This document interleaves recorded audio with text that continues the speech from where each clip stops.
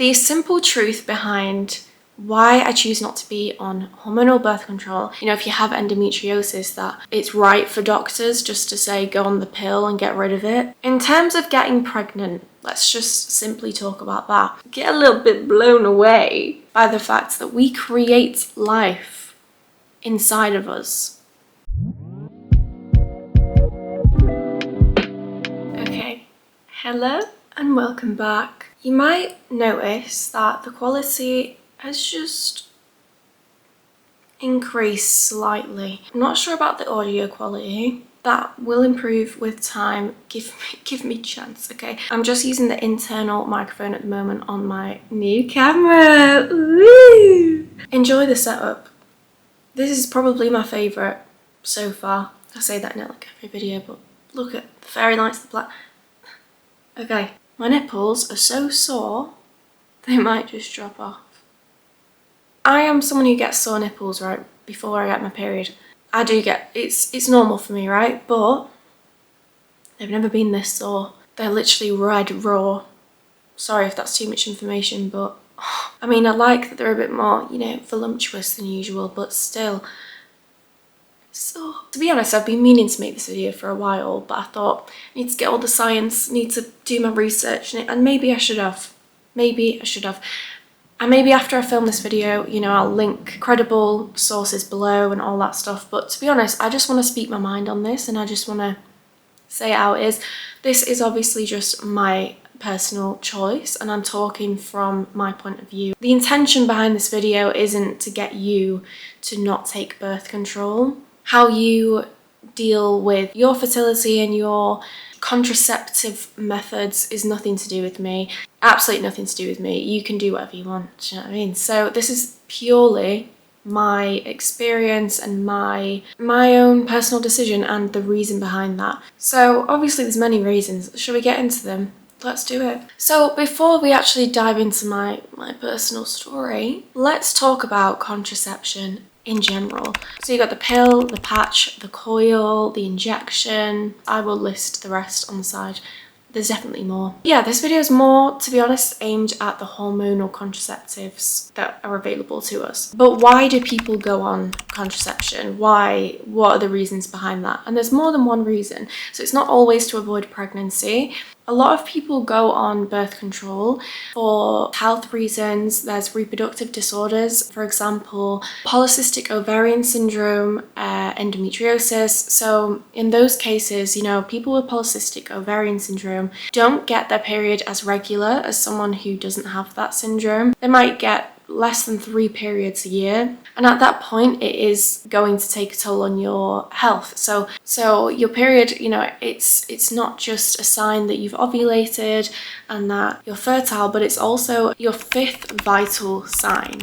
I've got them up because I knew sorry, I've taken my phone case off because it looks nice like this, so excuse me if I drop my phone. So our 4 main vital signs routinely monitored by medical professionals and healthcare providers are body temperature, pulse rate, respiration rate, so the rate of your breathing, and then oxygen levels.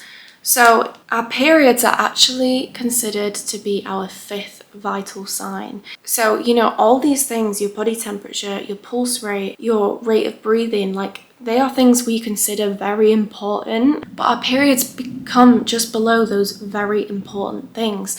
And so I think we need to take it more seriously that our periods are a very, very important sign for our health and to know where we're at. So a lot of the times you might have heard this, but people say, your period is a report. You can see it as like a health report from the month to tell you, if things are working as they should. So I won't go too deep into this because this is about why I'm not on birth control, but basically we need nutrients, we need healthy fats, we need all these things. We need to give our bodies things, food, fuel, whatever you want to call it. Sleep is another one of them, obviously hydration, all this stuff, exercise. We need to give our bodies enough so that it can function and survive, but also perform further duties such as, keeping the reproductive system going, because our reproductive system is usually the first thing to go when our bodies don't have enough to run on. So if you don't have enough nutrients just to function and survive, you're not going to have enough nutrients and you're not going to be in that optimal health range to get a healthy, regular cycle. So that's what I mean when I say that our periods are our 5th vital sign, and it's, you know, it's a report of how healthy you are. It really is, because if you're getting a regular menstrual cycle, you know, you're not struggling with really bad cramps and you're not struggling with really bad PMS, then that's a really good sign that you're very healthy. Anyway, we've been on that too long, so let's move on. So yeah, like I was saying, people with PCOS might go on because in order to prevent other health difficulties further down the line, you know, you need to be getting regular periods. So that's an example of someone who might go on birth control.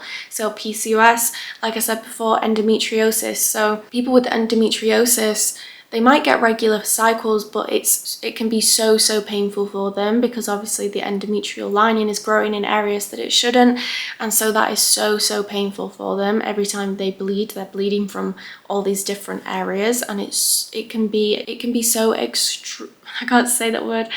It can be so excruciating. Oh my god, I can't say it. You know what I'm trying to say. It can be painful. It can be really painful, so they might go on birth control just to stop the bleeding altogether, which obviously, because of the way I view periods, I would say it should be an emergency kind of thing. I don't think, you know, if you have endometriosis, that it's right for doctors just to say go on the pill and get rid of it, you know, shut down your reproductive system. Obviously, if it's really disrupting your life, that can be a measure that you take before you can get a handle on your endometriosis, and before maybe you can get surgery, or maybe whatever route you want to go down in healing your body. I feel like going on the pill, for me, obviously in my brain and the way that I view it, should be an emergency thing. It shouldn't be the norm. Obviously, at the start of this video, I did say this is about me and me only, but I obviously have my opinions on this, and you know, I respect everyone's choices. If you are in the pill right now, I don't want you to feel like I'm attacking you and saying that you shouldn't be on it, because at the end of the day, I believe in free will, and I feel like we should all just do what we want to do, but I also think we should be given all the information, which we're not, you know. I've had this experience with going to the doctors, you know, when I was struggling with, I don't even know what it is still to this day, but I'm pretty sure it's PCOS, and the doctor just instantly said, let's put you on the pill and regulate your cycle. It's not a real period. It's shutting down your reproductive system entirely, which is like the opposite thing that you want to do when you have PCOS or you have any other kind of reproductive issue. You know, the answer is not to mask it or completely shut it down. The answer is to think, okay, how can we heal this? But obviously that's not the way that our health is dealt with. But I'm going on so many rants in this video. Okay, anyway, they are the reasons why people might go on birth control: to avoid pregnancy, to deal with a reproductive disorder, or deal with period pains and difficulty and interruptions to our daily lives. So for me, I went on birth control for literally a week. I was on it for a week. I think it started with an R, and it was in a pink packaging. I'll put it on the screen if I can find it, but yeah, I was on it for a week. At the time that I was taking it, I was very mentally unstable, which obviously wouldn't have helped with all the side effects and everything. Even with being on it for a week, it was horrendous. Like, my mental health was even worse. And I just thought, well, I can't take this now until when? Like, you know, they gave it to me to take every day until, you know, there was no cut-off point. And I thought, I can't be on this. Like, I don't, you know, people might say, oh, you should have, you know, let it go into your system. I'm glad I didn't, let me just say that. I was struggling with irregular cycles. So when I first got my period, it was just a bit all over the place, which is normal, but, you know, I was quite worried about it. So I think they were, you know, they offered it to me. I was like, okay. I didn't know anything about it. So I just took it. But yeah, I just knew it wasn't agreeing with my body and immediately said, I'm not going to do that. So luckily, my cycle is a lot more regular now, so I wouldn't need to go on the pill anyway. But another reason I would be on it is obviously to avoid pregnancy. I am in a relationship and I don't want to get pregnant right now, as pretty as I can get, you know.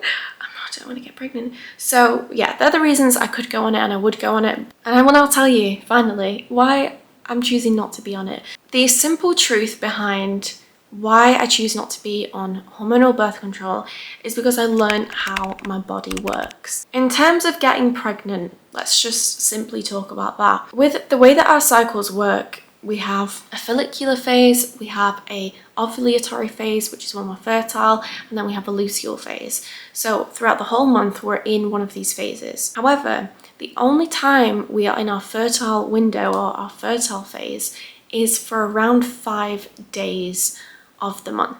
So that is 5 days out of around 30 days a month where we are actually able to get pregnant. So just from considering that fact, to me, it's not worth shutting down my reproductive system for those 5 days of the month that I could potentially get pregnant. So the reason why I say it's 5, there is only really, I'll correct myself if I'm wrong, so there's only really a 24 to 48 hour period where the egg is released and could be fertilized. So the other days, the other 3-4 days where, we still consider ourselves fertile, we add those days on because sperm can survive for up to 5 days. So in total, we consider that we are fertile for 5 days out of the 30 days of the month.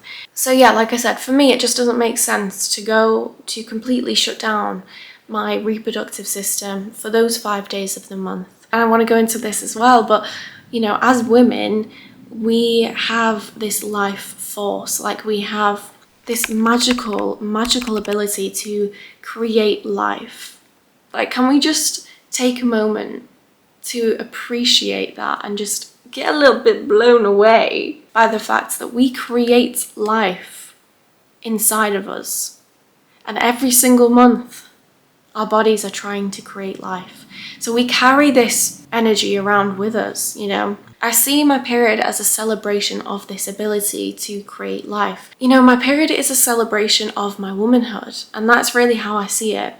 It connects me to that power to create life. It connects me to that. It reminds me of that. My body wants to do that. My body is trying to do that. Believe it or not, your body, even when you have a reproductive disorder, your body is trying so hard to release that egg and to get pregnant every single month. Like, it's trying, even if it fails, it's trying and it wants to. It's not just my period as well that reminds me of that power, but our cycles dictate a lot more than we think. So, like I was talking about before, all the different phases of our cycle, so the follicular phase, the ovulatory phase, and the luteal phase, all of these phases come with their own set of hormones and fluctuations in hormones. So throughout the entire month, meaning that we don't get a day off, okay? We don't get a day off from our cycle. This is why I see it as so important, because it's not just, oh, I'm bleeding for 5 days a month, right? It's the way that we work as women. Our cycles dictate our emotions and our abilities and our ability, to tap into our gut instincts. Like I said, our cycle is a cycle. It just starts, it ends, and it starts off again. So when we think about periods, we often do just think, oh, we bleed for a bit of the month and then it goes away and then back to normal.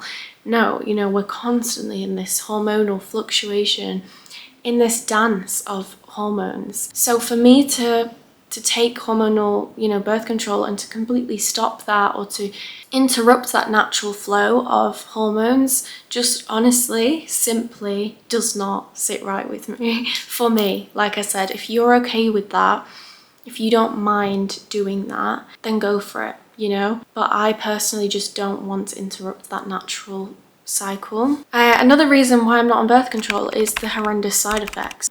Again, I won't go too much into this. I think we all know of this. We've seen that trend where girls take out their sheet of paper from their pill box and they literally lay it on top of them because it's that big. There are that many side effects. That's the only reason I need, to be honest. I think the way I see side effects is kind of like your body not agreeing with whatever you're putting into it. So yes, it's doing one job, but it's also making your life a living hell at the same time. So it's whether you want to do that. Obviously, there's probably quite a large group of women who are okay in the pill. They've been on it for years. They don't have horrendous side effects. They're okay with that. that's great, but there are a huge amount of women who struggle on the pill constantly, and they're just told, well, that's just the way it is, you know. And I just don't think we should ignore that, you know. Our bodies clearly do not like synthetic hormones. They obviously wouldn't, because they're synthetic, they're not meant to be there. So it's not a huge shock that, you know, we would have these side effects. My last point is that condoms work well for me. I've never really had an issue with condoms. I feel like probably once, literally once, a condom has broken. All the other times it's been absolutely fine, no worries, no problems, no babies. Okay, so there is also another way to prevent pregnancy that I would like to try. I really would like to try, but at this point I'm too scared of getting pregnant because I'm just really not in a position to get pregnant. So I'm just very, very wary of using this method. So it's natural family planning. So as I was talking about before, you know, those 5 days that you're most fertile, natural family planning is all about pinpointing those 5 days, making sure you abstain from sex or use protection, and then you're free to do whatever the whole rest of the month. And the way that you do that is through, you know, charting, taking your basal body temperature, and also your cervical mucus. There's other ones as well, like your cervix position, all that stuff. But yeah, I will definitely make a video on that in the future.